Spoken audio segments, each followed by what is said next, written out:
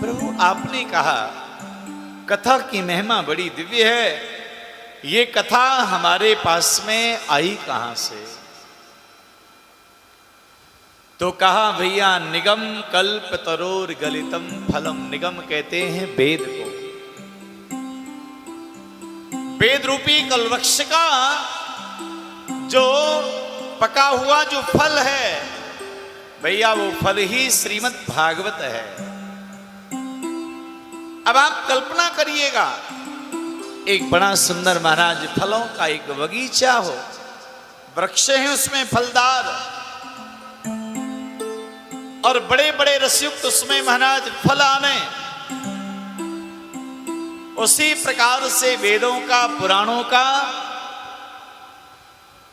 कल्प वृक्ष है, और उसी निगम रूपी वेद रूपी कलवृक्ष के में महाराज श्रीमद् भागवत जो है, ये सुंदर सा महाराज फल है, और ये कथा उस फल का रस है।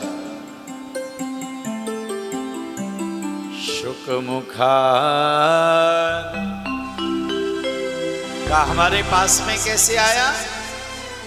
कहा भैया भगवान सुखदेव जी के मुख लग जाने के बाद ये फल नीचे आया। एक फल ऐसा होता है जो वृक्ष में स्वयं महाराज अपने समय आने पर वह तैयार होता है, पकता है, रसयुक्त बनता है, रसीला बनता है।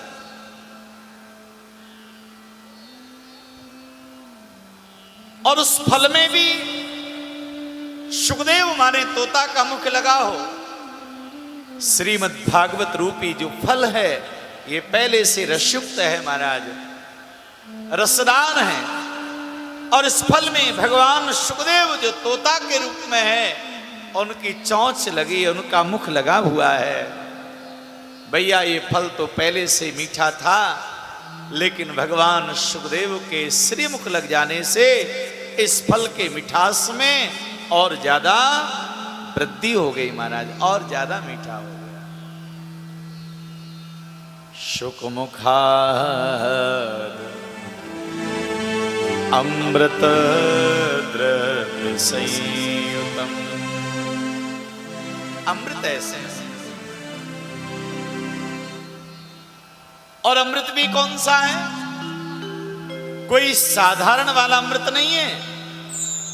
इस श्रीमद् भागवत रूपी फल में मोक्ष रूपी अमृत भरा हुआ है।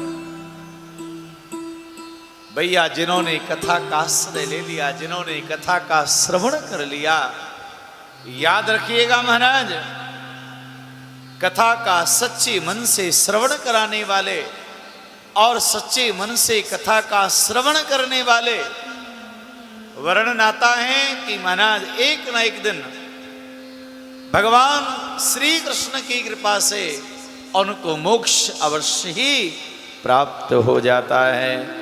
बोले भक्त वत्सल भगवान की जय।